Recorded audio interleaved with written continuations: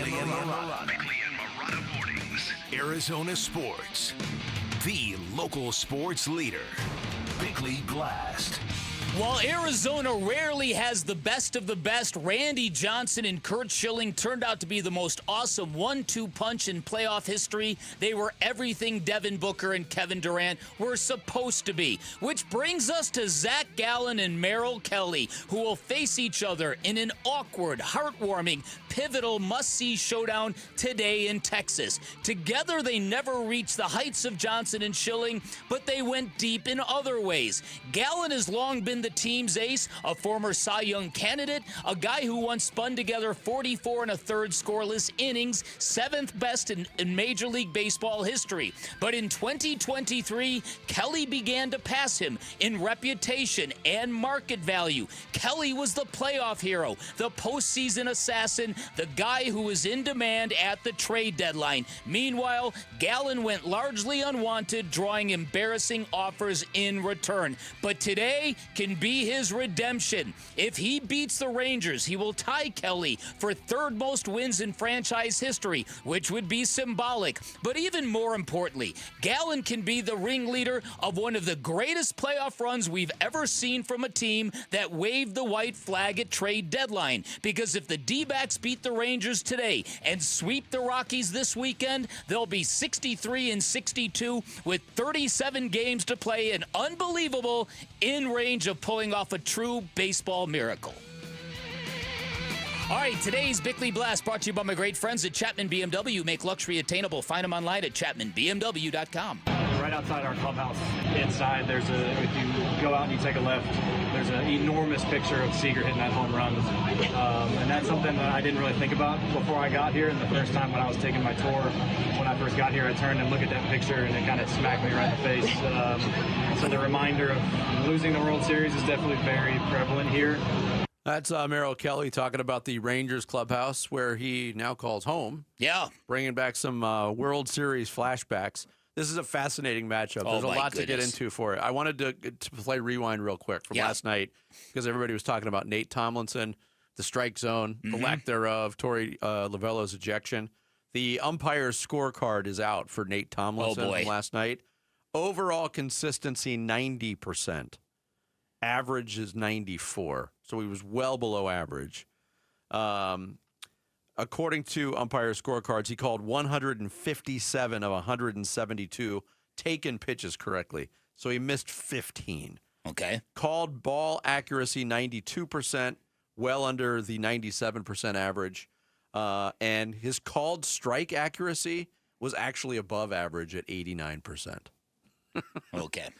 Now, the optics would tell you differently, because there were some egregious misses in big spots against both teams. But I did think more calls went against the Diamondbacks than the Rangers. Did you get that feeling too? Yeah, I'd agree with you. All right. Merrill Kelly and Zac Gallen going at it. It's going to be a little bit weird, isn't it, Brandon Fott? It's going to be pretty weird, but kind of cool at the same time. Those guys, those two have, that's all I've known ever since I debuted. So those were the two guys I looked up to, two guys that I watched every day. So being able to watch those two guys in one day is going to be weird but cool. Yeah, and depending on your optimism level, which we've determined is kind of all over the place depending on the individual. Yeah. But if you're optimistic, this is an enormous game for the Diamondbacks. This might be the biggest game of the season, which is just so ridiculously laughable. And again, I'm saying part of this facetiously, but why not?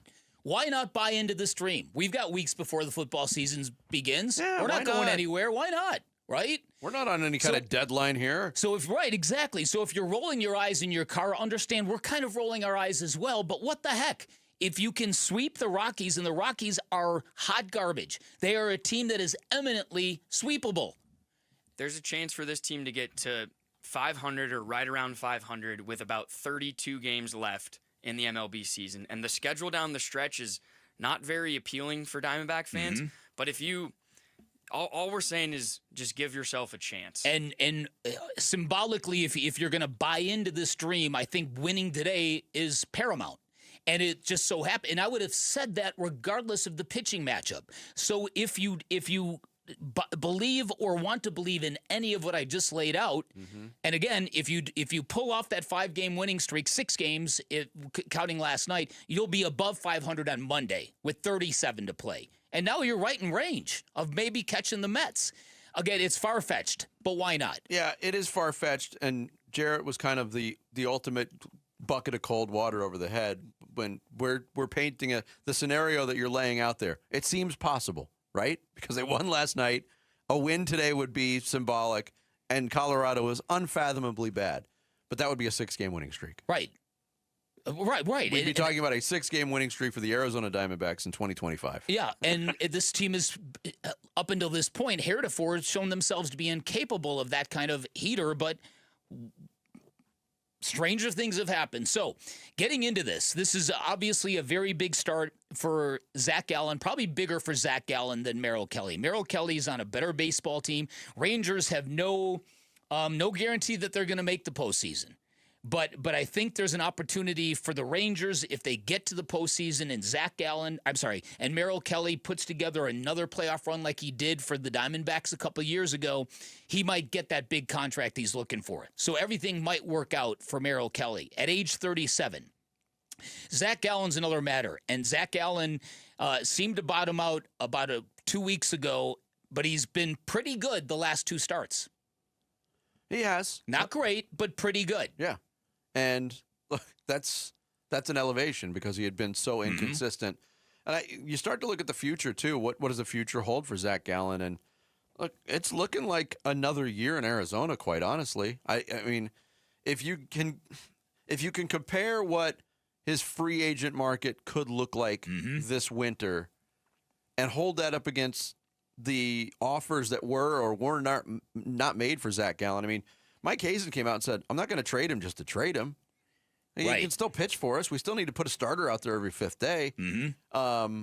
There's a possibility he could be back on a qualifying offer.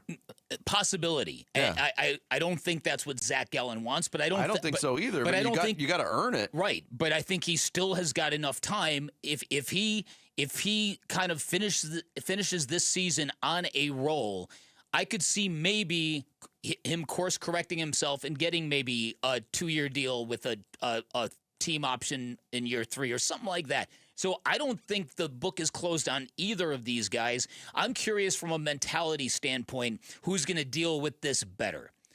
Your instincts would tell you Merrill Kelly, because Merrill Kelly has proven himself to be more of a cold-blooded assassin kind of guy who can tune out all the noise and deal with all that stuff, where Zac is, I think Zac gets in his own head a little bit on occasion. But then again, there are times when backed in a corner, it brings out the absolute best in Zac Gallen. And you don't have to look any further than Game 5 of the World Series. I went back and kind of watched some of that. That Corey Seager hit, you forget how cheap that was. That broke up that no-hitter in the 7th inning. Mm-hmm. I was at that game. I remember. I thought you were talking about the Corey Seager home run in Game 1. Well, and there was nothing cheap about that. Nothing cheap about that. Very expensive. Right, Paul Sewald. Oh, man. Yeah. I'm looking forward to it.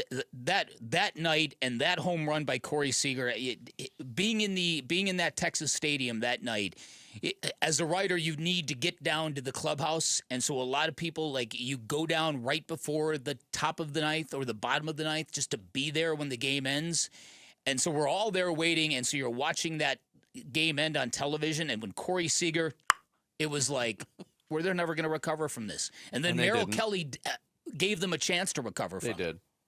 Well, winning Game 2 was big, but after that, it was one-sided. It appeared to be empty tanks at that point. Yeah. So this is going to be really interesting theater today. I would love nothing more than to come in on Monday and be talking about a 6-game winning streak. Wouldn't that be unbelievable? Yeah.